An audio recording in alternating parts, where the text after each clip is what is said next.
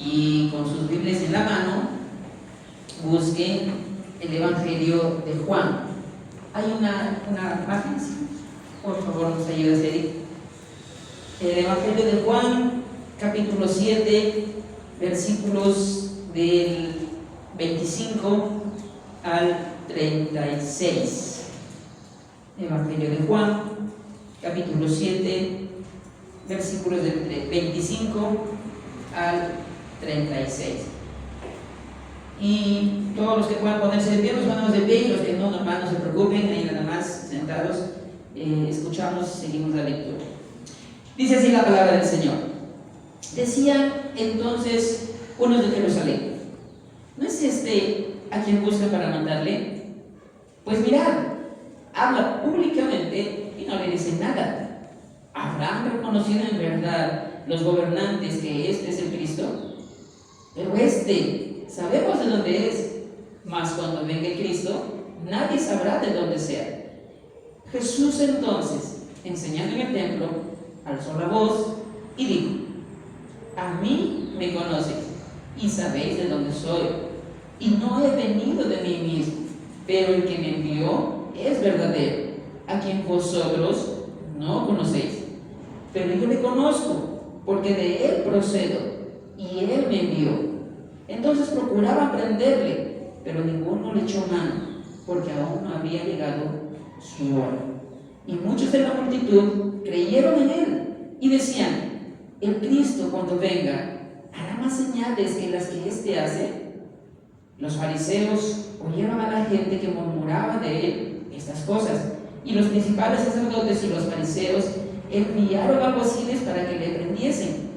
Entonces Jesús dijo: todavía un poco de tiempo estaré con vosotros, e iré al que me envió. Me buscaréis y no me hallaréis, y a donde yo estaré, vosotros no podréis venir. Entonces los judíos dijeron entre sí: ¿a dónde se irá este, que no le hallemos? ¿Se irá a los dispersos entre los griegos y enseñará a los griegos? ¿Qué significa esto que dijo: me buscaréis y no me hallaréis, y a donde yo estaré, vosotros no podréis venir? Amado Dios y Padre bueno, te damos las gracias, Señor, en esta tarde, porque nos permite, Señor, en este primer día de la semana, honrarte, alabarte y adorarte, Señor, con todo nuestro corazón, Dios bendito, rendido a ti, porque sabemos, Padre Santo, que tú eres digno y merecedor, Señor, de toda gloria y de toda honra. Gracias, Señor, por habernos permitido acercarnos a tu mesa también, Señor, y recordar, Señor, a través de los símbolos, el sacrificio de tu Hijo por nosotros. Gracias también te damos, Padre bueno, porque podemos, Señor, acercarnos también a tu palabra con la debida reverencia, Señor, y poder oírla, atenderla y guardarla, Señor. Te suplicamos, Señor, que por favor tu Santo Espíritu nos puede guiar, Señor, a poder entender tu palabra y poder, Señor, también ponerla por obra en nuestras vidas. Gracias te damos por tu buena voluntad sobre nosotros, en el nombre del Señor Jesús. Amén. Muy bien, hermanos, tomen asiento, por favor, y muchas gracias por permanecer de pie. Bien, ¿sí se ve? Sí se ve. Muy bien. El tema para hoy, hermanos, es el Señor Jesús, o Jesucristo es el Salvador. Jesucristo, el Salvador. Vamos a ver lo que Juan nos quiere mostrar en este pasaje acerca de su origen y acerca de su misión. Dos cosas que tienen relevancia y dos cosas que tienen sus debidas consecuencias de lo que Juan nos va a mostrar en estos versículos. Pero antes de empezar, les quería preguntar y como comentarles lo siguiente. Todos nosotros de alguna manera hemos salido de nuestra casa, de nuestra Cajamarca, de nuestra ciudad, a trabajar a otros lugares, o ya sea por motivo de trabajo, por motivo de estudio o por motivo familiar, pero hemos salido de nuestra casa, de nuestra ciudad. Y a los lugares donde hemos ido, siempre las personas que están ahí siempre nos han preguntado, preguntas básicas, ¿no? Como nuestro nombre y todo eso, pero siempre hay preguntas comunes como esta, ¿no? ¿De dónde eres? ¿De dónde eres? ¿Por qué? Porque más o menos las personas saben o identifican a las personas para tener confianza o no, o un poco de resiliencia, un poco de desconfianza con respecto a ciertos lugares. Y entonces cuando te han preguntado seguramente a ti y tú le has dicho, bueno, yo soy cajamarquino, yo soy de Cajamarca. Uy, entonces tú eres buena gente, tú eres bonachón, porque los cajamarquinos se caracterizan por ser así, bien amables, bien buena gente. Yo, en alguna oportunidad, la primera vez que salí de mi casa solo a trabajar, me fui a trabajar a la provincia de San Miguel.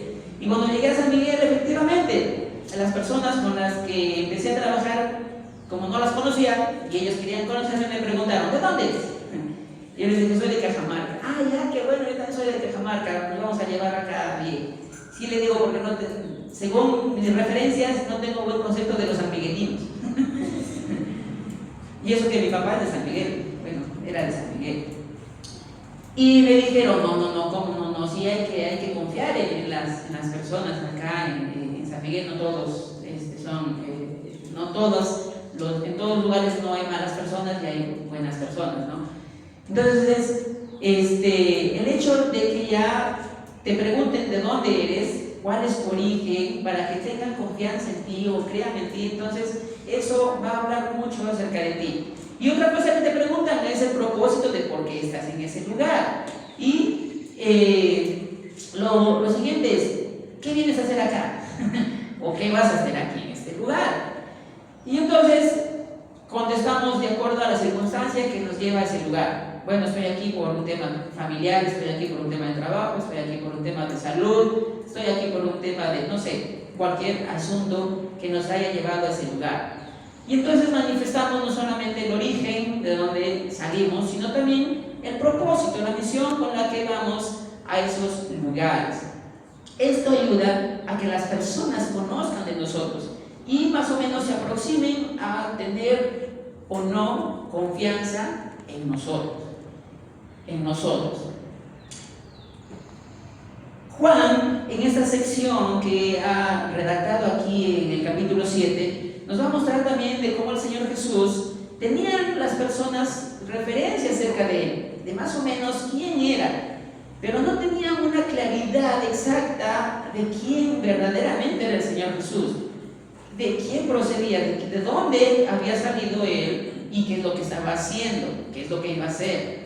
Entonces, Juan nos muestra desde el versículo 25 al 36 que el Señor Jesucristo es efectivamente el Salvador. Nos va a mostrar dos puntos principales que vamos a ver en esta tarde, noche ya. Y el primer punto veremos su verdadero origen y naturaleza, y como segundo punto veremos su misión a cumplir, la misión encargada a cumplir. Así que vayamos con el primer punto. Dice el versículo 25: decían entonces unos de Jerusalén. Y aquí nos detenemos un momento. ¿Por qué? Porque Juan ya nos había relatado en capítulos anteriores que el Señor Jesús, cuando estaba en la región de Galilea, había conversado con muchas personas, con muchos galileos, con muchos nazarenos, con muchos de Capernaum, incluso con muchos samaritanos, y eran grupos grandes. Incluso el último grupo que le siguió era el grupo que estaba en Galilea, que incluso cruzaron el mar de Galilea para encontrarlo de Tiberias a Capernaum, y ahí lo encontraron. Entonces todos estos grupos que hace referencia a Juan eran grupos sectoriales que estaban en esos lugares, en esas zonas.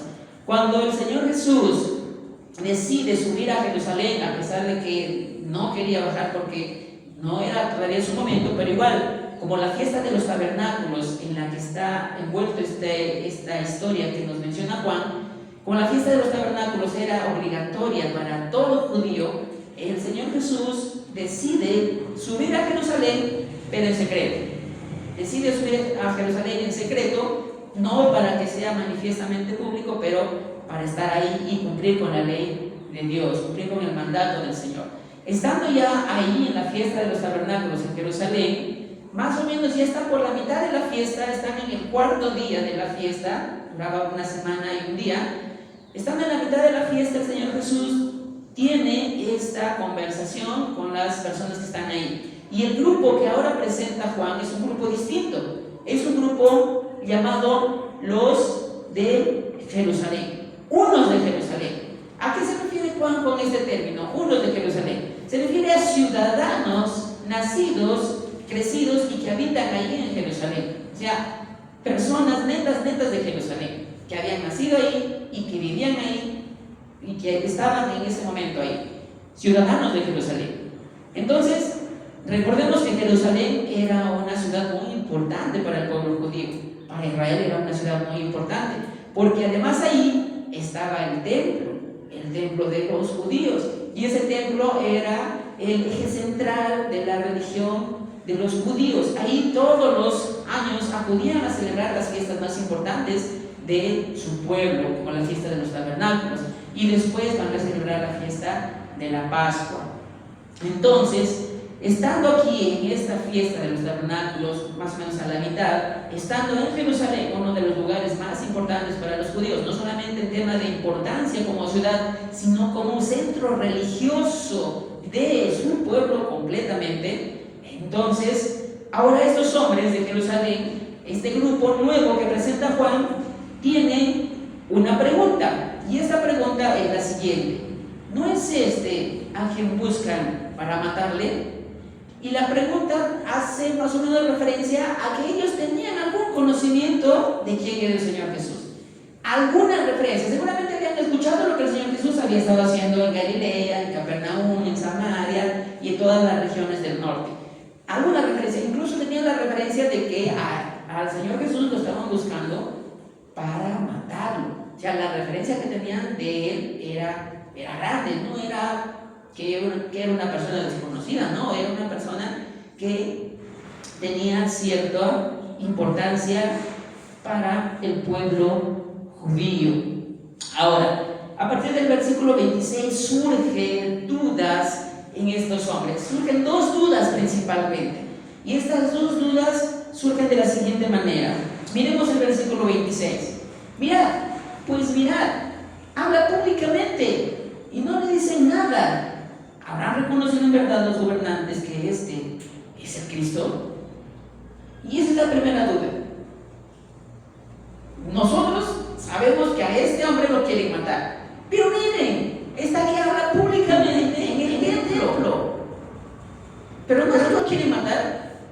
O quizás ya los gobernantes, quizás ya nuestras autoridades religiosas ya han admitido que este es realmente el Cristo.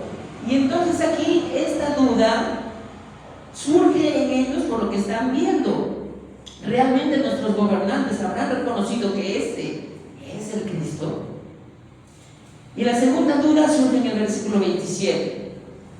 Dicen ellos: pero sabemos de dónde es, mas cuando venga el Cristo, nadie sabrá de dónde sea. Y esta es la segunda duda. A ver, tú y yo, como si fuéramos ciudadanos de Jerusalén, tú y yo sabemos que ese Jesús viene de Nazaret y que su mamá y su papá están ahí. Todo el mundo sabe que su mamá es María, su papá es José y sus hermanos están por ahí. Conocemos hasta sus vecinos, conocemos hasta sus amigos. Pero es de Nazaret. Pero nosotros sabemos que cuando venga el Cristo, nadie sabrá de dónde sea, de dónde será.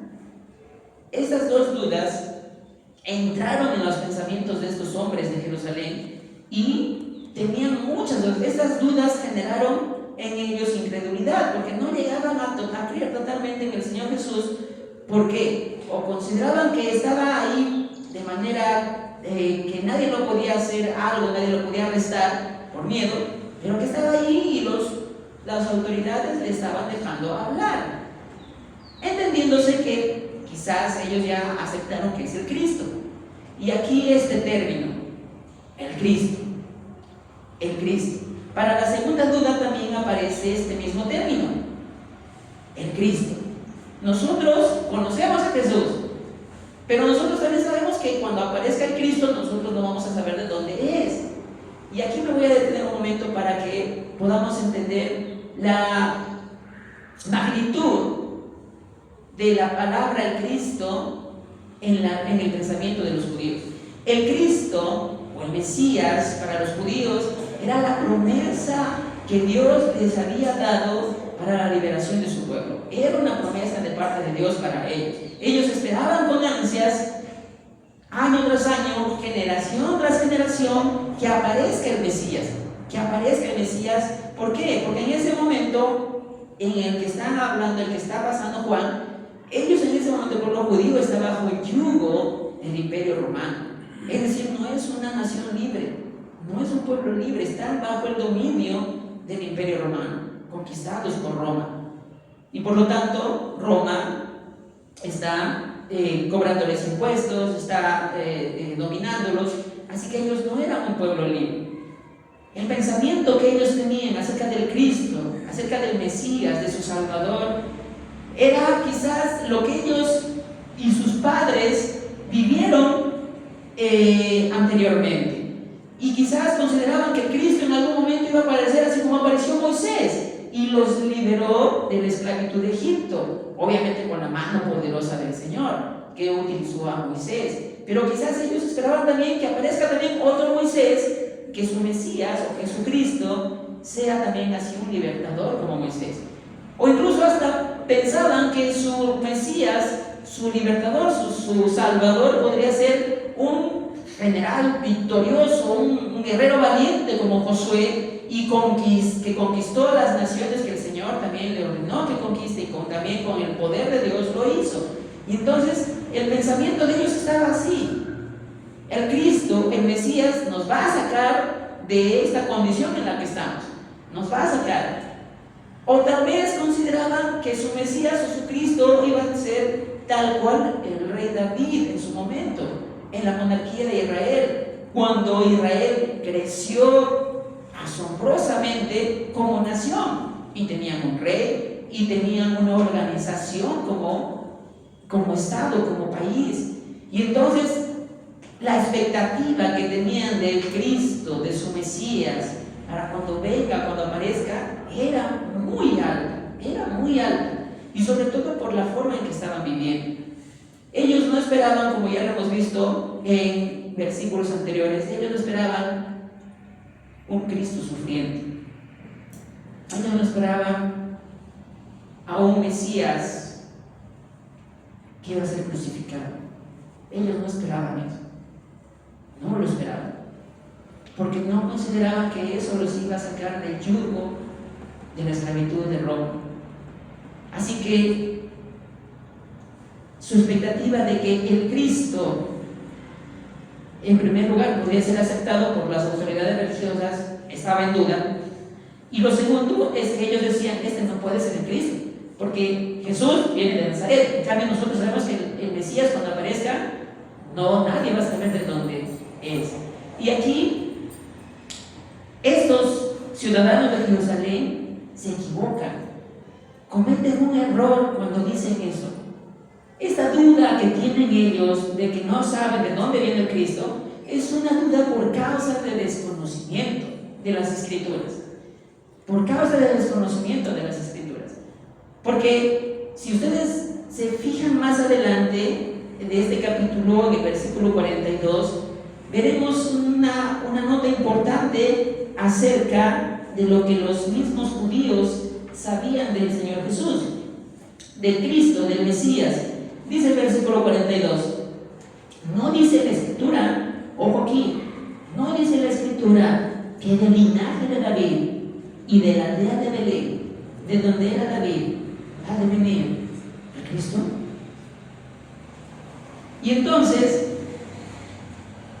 la mayoría de judíos sabía cuál era la procedencia del Mesías, de dónde iba a surgir el Mesías. Y efectivamente, cuando nosotros vamos a Mateo, a Marcos y a Lucas, encontramos que el Señor Jesús, ¿dónde nació? En Belén. Nació en Belén. En Belén. Entonces, vemos que las Escrituras se cumplen cabalmente en el Señor Jesús. Sin embargo, estos ciudadanos de Jerusalén no son personas comunes y corrientes, no son cajamarquinos que no conocen nada acerca de la cultura, de la tradición, ni de la ley judía. No, son personas que de alguna manera han sido criados en la ley de Dios, en la ley de Moisés, y de alguna manera conocían las Escrituras. Pero hasta aquí nos da Juan que la duda que ellos tenían era por desconocimiento de las Escrituras. Ellos no conocían al Señor Jesús, no porque no quisieran conocerlo, sino porque no llegaban a conocerlo a través de las Escrituras. Las Escrituras para los judíos eran muy importantes porque a través de ellas podían conocer todo acerca de Dios. Y las Escrituras muestran al Señor Jesús, muestran cómo iba a ser su nacimiento, muestran dónde iba a nacer, muestran todo lo que iba a hacer más adelante.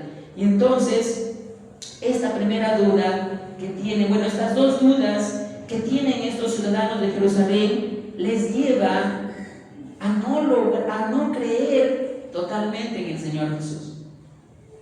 Han escuchado de Él y superficialmente saben algo acerca de Él, pero no llegan a tener esa fe necesaria para creer en Él, porque algo les falta, y les falta conocer las Escrituras. Cuando nosotros como creyentes ahondamos en el conocimiento de las Escrituras, no por llenar nuestra cabeza de conocimiento, sino con el anhelo, con el deseo de conocer más a nuestro Señor, más a nuestro Dios, y de encontrar en cada pasaje a la persona de Cristo, entonces nosotros a través de las Escrituras vamos a llegar a conocer más al Señor Jesús. Vamos a llegar a conocerlo más, porque el Señor Jesús no solamente está desde Mateo hasta Apocalipsis. El Señor Jesús está desde el primer capítulo y el primer versículo de Génesis hasta Malaquías.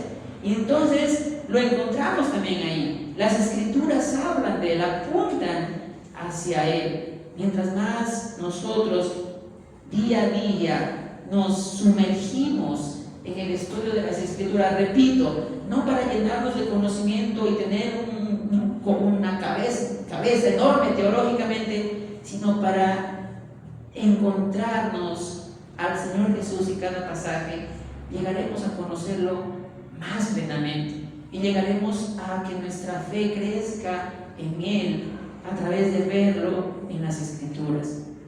Lo que no pasaba con estos hombres. Estos hombres de Jerusalén no lograron creer en Él de manera total porque no comprendieron bien o porque desconocían las Escrituras. Ahora, el Señor Jesús aclara sus dudas. El Señor Jesús aclara sus dudas y en el versículo 28 dice lo siguiente: Jesús entonces, enseñando en el templo, alzó la voz y dijo: a mí me conocéis y sabéis de dónde soy. Y efectivamente el Señor Jesús les dice: claro, el conocimiento superficial que ustedes tienen de mí es cierto. Yo he estado en Galilea, he estado en Nazaret y de ahí he subido para acá a Jerusalén. Ustedes efectivamente conocen a mi mamá, conocen a mi papá, a mis hermanos, a mis amigos, a mis vecinos, claro, los conocen. Saben también lo que he estado haciendo al norte en la región en Galilea, todas las señales y los milagros que he estado haciendo. Pero ahora el Señor Jesús les dice: les voy a decir mi verdadero origen y mi verdadera naturaleza. ¿Cuál es mi verdadero origen y cuál es mi verdadera naturaleza? Y empieza así diciéndoles lo siguiente: no he venido de mí mismo. Yo no he venido de mí mismo. Es decir, yo no autodecidí venir aquí a la tierra. Si yo estoy aquí, si yo he venido a mí mismo, si yo he venido aquí a la tierra, es por la propia autoridad y por la propia voluntad del Padre. Por la autoridad del Padre he venido y por la voluntad del Padre estoy aquí. Yo no me mando solo, me dice el Señor Jesús a las personas que están ahí. Yo no me mando solo. Yo me someto a la voluntad de mi Padre, me someto a la autoridad de mi Padre y obedezco. Si Él me dice: ve a la tierra, yo voy a la tierra, obedezco y voy. Y estoy aquí. No hago mi propia voluntad.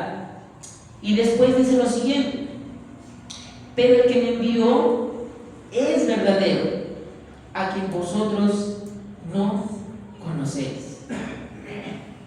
El que me envió es auténtico, es verdadero, es real. Y lo que está diciendo el Señor Jesús tiene mucho énfasis en justamente el contexto que se está desarrollando en ese momento. La fiesta de los tabernáculos, como les conté hace 2 semanas, era muy importante para ellos porque ellos a través de esta fiesta celebraban la fidelidad y la bondad de Dios para su pueblo cuando salió de Egipto y estuvo en el desierto, y en el desierto vivieron en carpas, vivieron y se sostuvieron en carpas, y como Dios cuidó de ellos durante todo el camino en el desierto, proveyéndoles no solamente pan, proveyéndoles carne, proveyéndoles agua, proveyéndoles cuidado. Entonces esa fiesta era muy importante. Ellos sabían que Dios había sido fiel y verdadero y auténtico con ellos en esa etapa importante de sus padres en el desierto. Así que celebrar esa fiesta a ellos les hacía recordar que Dios era realmente el verdadero Dios, auténtico Dios, y que Él era el único Dios verdadero. Ahora el Señor Jesús les dice: de quien estamos celebrando ahora la fiesta, para quien estamos celebrando la fiesta, de quien estamos recordando su fidelidad, el verdadero Dios, ese verdadero Dios es el que me ha enviado. Él es el que me ha enviado. Y lo curioso es que el Señor Jesús les dice: a quien vosotros no conocen. Y es una osadía lo que el Señor Jesús hace, porque está hablando con ciudadanos de Jerusalén, que viven cerca del templo de Jerusalén, que conocían todos los rituales religiosos de Jerusalén, que sabían exactamente que el templo de Jerusalén era el lugar donde habitaba la presencia de Dios y donde las personas podían encontrar a Dios. Y el Señor Jesús les dice osadamente: ustedes no lo conocen. No lo conocen. Y el Señor Jesús continúa diciendo: pero yo sí lo conozco. Yo sí lo conozco. Y la afirmación que viene ahora es la afirmación de su origen y de su naturaleza. Miren lo que dice el Señor Jesús: pero yo lo conozco porque de Él procedo y Él me envió. El Señor Jesús les estaba diciendo a las personas que están ahí, a aquellos ciudadanos de Jerusalén, les está diciendo: yo moraba con Dios en la eternidad. Yo vivía con Dios en la eternidad. Yo estaba con Él desde la eternidad. Yo he estado con Él y estaba con Él desde la eternidad. Y era igual a Él y era el Hijo de Dios, el Cristo de Dios, el Mesías, el ungido de Dios. Sí, yo he venido de Nazaret acá a Jerusalén, pero mi procedencia, mi origen, mi verdadero origen no es esta tierra, no es Jerusalén, no es Belén, no es Nazaret, no es Galilea. Mi verdadera procedencia es celestial. De ahí procedo, de ahí soy el mismo Dios, soy Dios que está aquí con ustedes, tal cual lo dice Juan en el primer capítulo de su Evangelio, cuando dice que Él habitó con toda su plenitud entre nosotros. Dios mismo, el verbo se hizo carne y habitó entre nosotros. Dios mismo, 100% Dios mismo en carne, 100% hombre en una sola persona.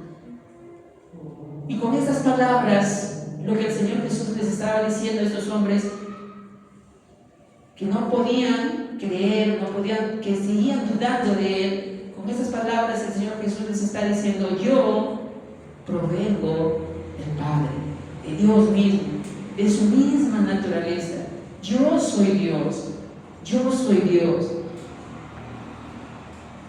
El apóstol Pablo comprendió a tal punto estas palabras del Señor Jesús, que cuando vamos a Colosenses y vemos lo que Él escribió a los hermanos en Colosas, en el capítulo 1, versículos del 15 al 19, comprenderemos lo que realmente es el Señor Jesús, de que Él procede de Dios. Dice Colosenses capítulo 1 del 15 al 19.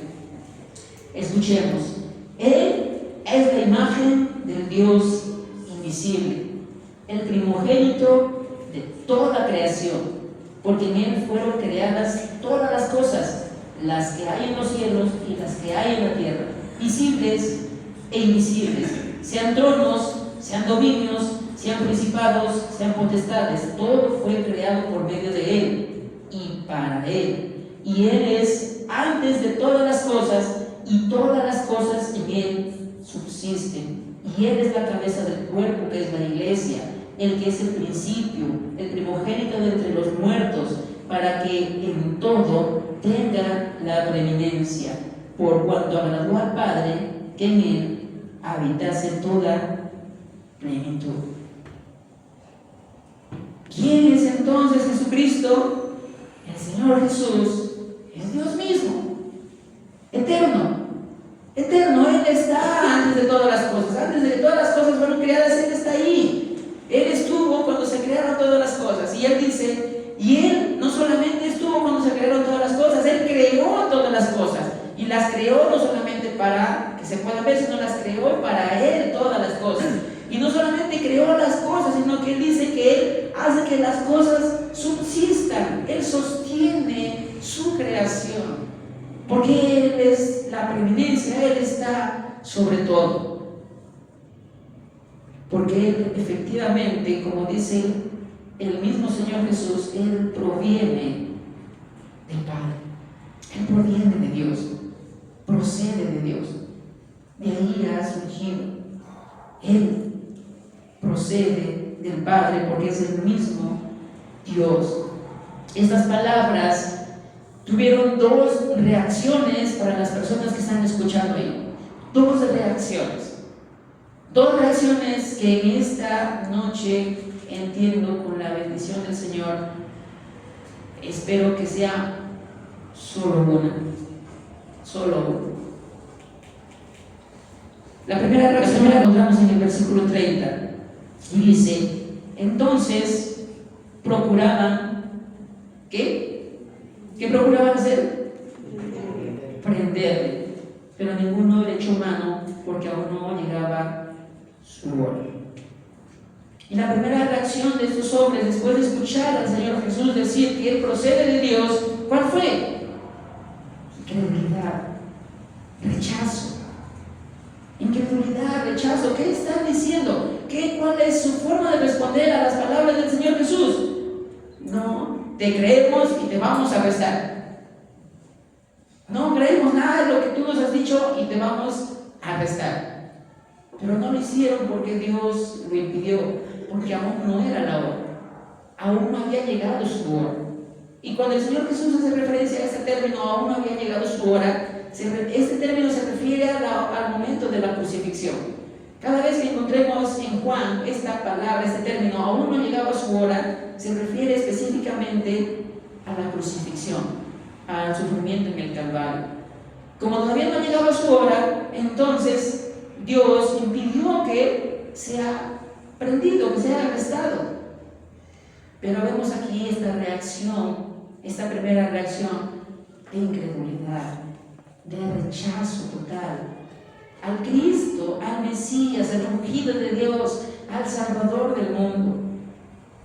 El mismo Señor Jesús les está explicando quién es Él, cuál es su verdadero origen y naturaleza, que Él es Dios mismo, que Él es Dios mismo. Y un grupo de personas reaccionan con rechazo, con rechazo. Segunda reacción, versículo 31. Y muchos de la multitud creyeron en Él. Bendito sea el Señor, ¿no? Muchos de la multitud de los que estaban ahí, ciudadanos de Jerusalén, creyeron en Él. Recuerden que Juan, en los primeros versículos 25, 26 y 27, muestra a hombres que tienen muchas dudas con respecto al Cristo, con respecto al Mesías. Personas con muchas dudas por desconocimiento de la palabra y por lo que estaba sucediendo ahí. Pero ahora Juan nos dice que muchos de la multitud creyeron en Él, creyeron en el Señor Jesús, escucharon que Él procede de Dios, que Él es el mismo Dios, que Él es Dios mismo, y que sustenta sus vidas y que sustenta el universo y que Él es antes que todas las cosas y que Él es el que ha creado todas las cosas. Y entonces muchos creyeron en Él. Muchos. Incluso la frase que dicen ellos más adelante es la siguiente, ¿no? Y decían, el Cristo, cuando venga, hará más señales que las que éste hace. ¿Acaso es necesario ver más señales para darnos cuenta que realmente este es el Cristo? Este es el Cristo. Y muchos creyeron en Él. Quizás al comienzo su conocimiento del Señor Jesús era un conocimiento muy vago, muy superficial. Apenas sabían algo de Él. Pero ahora que escuchan sus palabras, y que no solo escuchan una enseñanza, sino que escuchan una verdad eterna acerca de su origen y su naturaleza, ellos creen en Él. Creen en Él. En muchas ocasiones, cada uno de nosotros, nuestro corazón ha sido tan duro que efectivamente también hemos rechazado a Cristo. Hemos rechazado a Cristo y hemos dicho, no quiero saber nada de ti, no quiero que aún entres en mi vida, no quiero. ¿Por qué? Porque estos ciudadanos de Jerusalén, ellos creyeron por la palabra que el Señor Jesús les dijo, e incluso dijeron, ya no es necesario ver más señales. ¿Acaso habrá alguien más que haga más señales que este? Este es el Cristo, este es el Mesías. Pero muchas veces nosotros, nuestro rechazo al Señor Jesús se basa en que estamos esperando algo más, en que estamos esperando otra señal más. Quizás que mejore mi vida, quizás una restauración familiar, quizás un trabajo estable, quizás un buen matrimonio, quizás una buena salud, y estamos a espera de esa señal para recién creer en el Señor Jesús. Pero ¿acaso no es suficiente lo que Él ha hecho para tu vida? ¿Acaso no es suficiente lo que Él ha hecho para tu vida? El hecho de entregar su cuerpo en sacrificio para el perdón de tus pecados. ¿Acaso eso no es una gran señal para que puedas creer en Él? Para que llegues a creer en Él, aún más sabiendo que es Dios mismo el que está allí y que sostiene tu vida, sustenta tu vida, el que permite que abras tus ojos todos los días, el que te permite caminar, el que te permite alimentarte, el que te da comida todos los días, el que te da trabajo, el que te llena de fuerza para el sustento de tu hogar, para el sustento de ti mismo.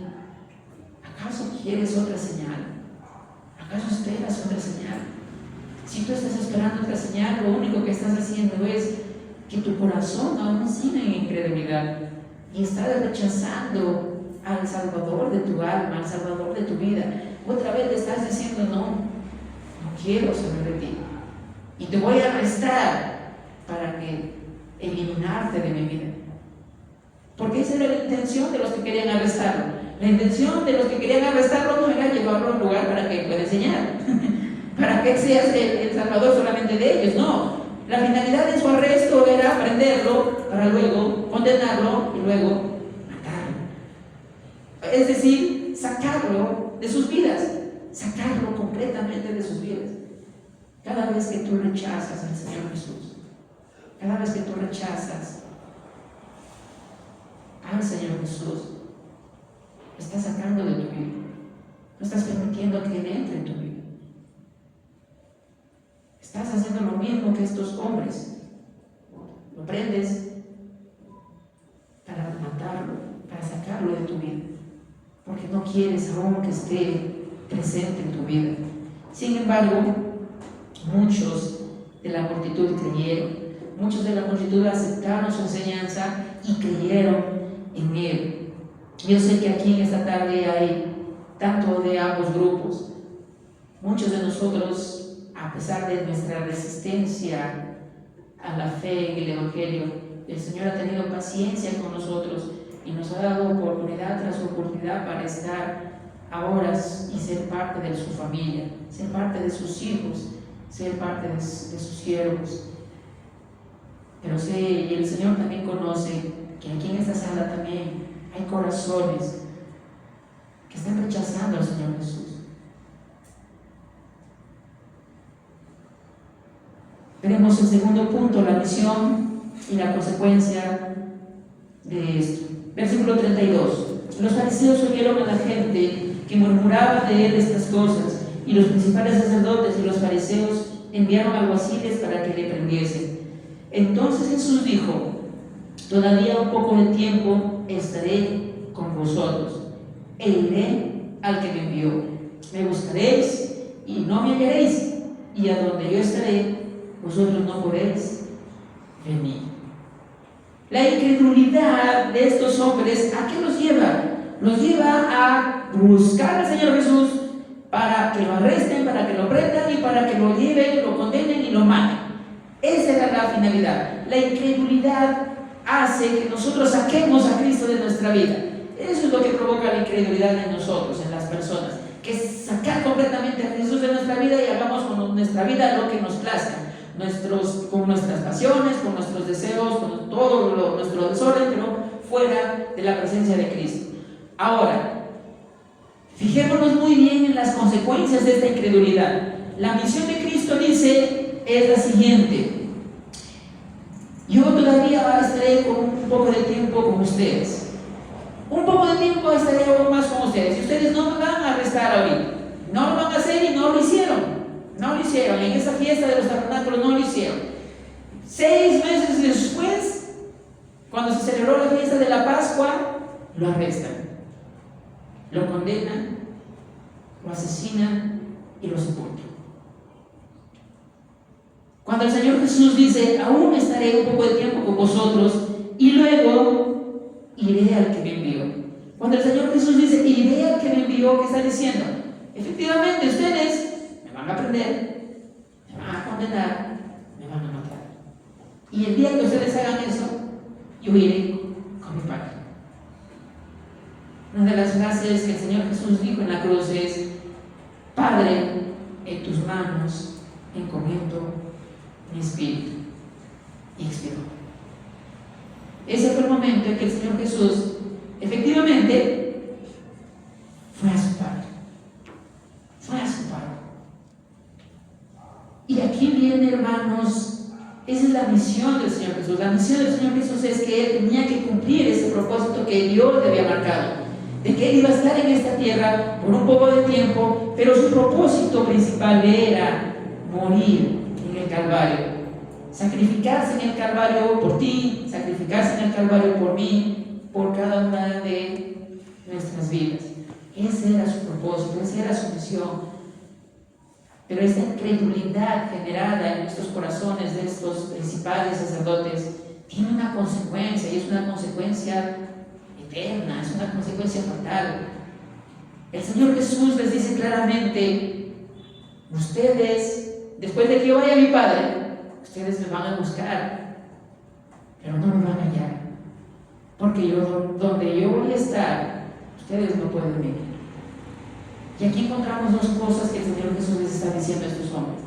La primera: ellos van a cumplir todo el propósito de Dios hasta el ver muerto al Señor Jesús. Sí. Y lo segundo es que estos hombres, con toda esa incredulidad, no van a llegar al cielo.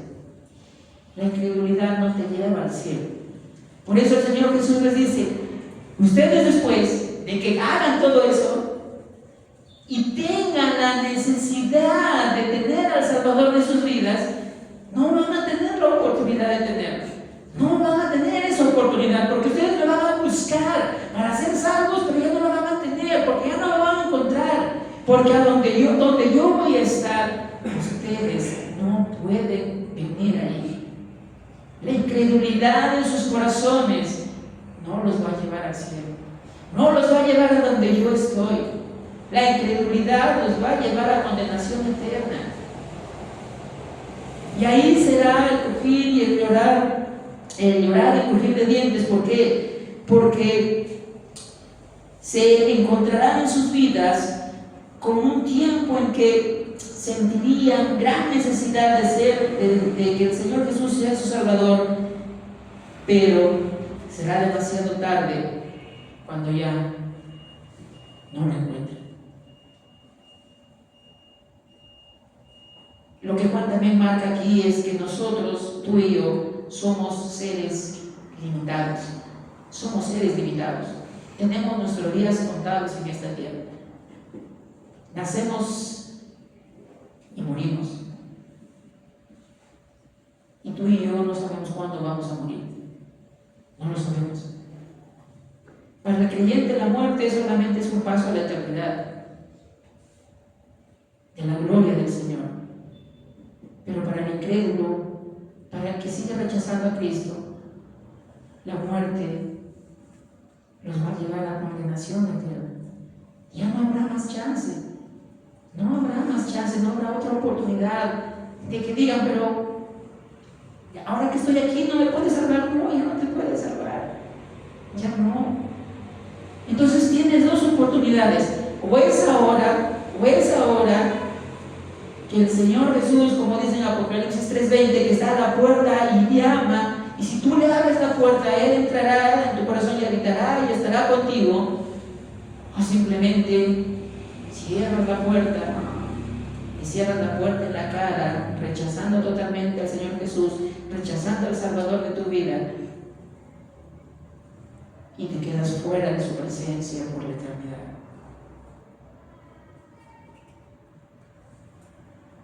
Como seres limitados y con nuestros días contados, tú puedes tener hoy la oportunidad. Si tú tienes aún un corazón que no cree en el Señor Jesús, hoy es tu oportunidad. Hoy tienes la oportunidad de decirle al Señor Jesús: perdóname mis pecados. Reconozco que soy un hombre, una mujer pecadora. Perdóname mis pecados. Confieso que soy un hombre y una mujer pecadora y que necesito de tu perdón. Reconozco que tú moriste en la cruz en mi lugar. Yo debería haber estado sufriendo lo que tú sufriste en la cruz, pero reconozco que tú lo hiciste en mi favor. Toda la ira de Dios por causa de mi pecado cayó sobre tus hombros, cayó sobre tu cuerpo, sobre tu sangre. Pero si me das hoy la oportunidad de poder ser salvo, perdóname y acéptame nuevamente como hijo tuyo, como siervo tuyo, y el Señor te va a aceptar como lo hizo con nosotros, como lo hizo contigo, conmigo. Lo va a hacer. Y para los creyentes, hermanos, el hecho de saber que tenemos un Dios, un Señor, un Salvador eterno, un Salvador poderoso, un Salvador que sustenta la creación, que sustenta nuestras vidas y que nos ha dado la oportunidad de ser parte de su familia por la gracia que ha tenido con nuestras vidas, es digno de entregarle toda nuestra vida.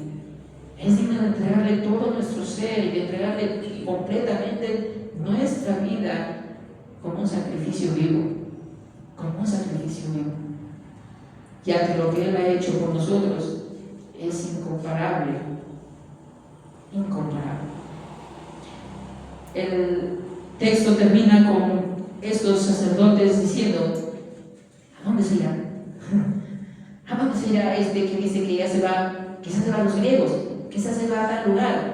¿Y qué habrá querido decir con eso de que cuando lo vamos a buscar ya no lo vamos a encontrar y donde Él esté nosotros no vamos a poder ir? Efectivamente, ellos seguían con sus dudas porque su corazón incrédulo seguía generando dudas, porque el Señor Jesús fue claro al decirles: ustedes, si no creen en mí, no entrarán al reino de los cielos. Que ese no sea tu caso en esta tarde. Amado Dios y Padre bueno, te damos las gracias, Dios bendito, en esta tarde.